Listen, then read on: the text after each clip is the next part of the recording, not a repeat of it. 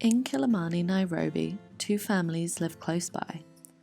The first family is composed by Ahmed and Samira Otioni, and their baby twins, a boy, Samuel, and a girl, Faith. Ahmed works for a recycling company, and every day while he is at work, Samira takes care of the house, cooks, and looks after the babies.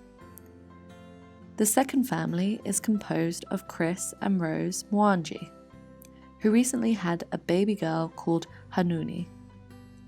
The Mwangi are quite an untraditional family, as Rose is the person that provides a stable economic income for the family.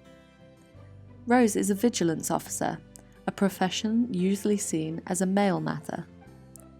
Because of her job, she is often outside her house, and Chris, who has a part-time job in a restaurant, mainly takes care of Hanuni.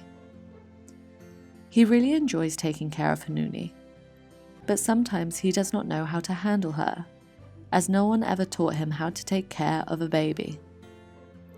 For this reason, sometimes Samira, who was taught by her mother on how to take care of her children, helps him to prepare food for Hanuni or to change her. Samira is happy to help Chris, but sometimes she thinks that Rose should take better care of her family.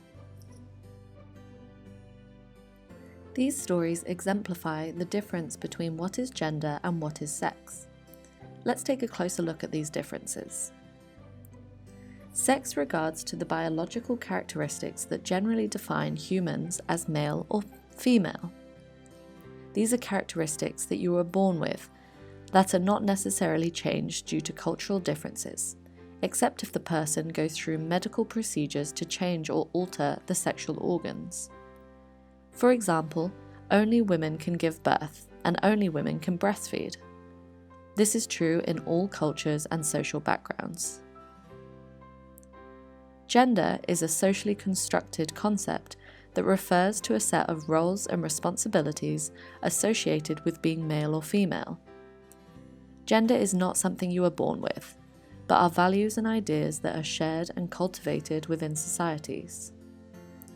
Gender concepts can vary greatly depending on cultural background, historical periods, and also depend on socio-economic factors, age, education, ethnicity, and religion. For example, the expectation of men to be economic providers of the family and for women to be caregivers is a gender norm in many cultural contexts. You can see that Samira and Rose share the same sex, female, and Ahmed and Chris share the same sex, male, but experience their gender roles differently. Rose is an example of how women are able to do traditionally male jobs as well as them. Similarly, Chris is an example of how men can also take the role of caregivers of the family and care for the child. They show how we are able to deconstruct societal gender norms and roles, attributes, privileges, and rights that are associated with being male or female. The above way of understanding gender uses a binary lens. However, gender differences are significantly linked to factors such as age, race, ethnicity, and sexual orientation. We call this intersectionality.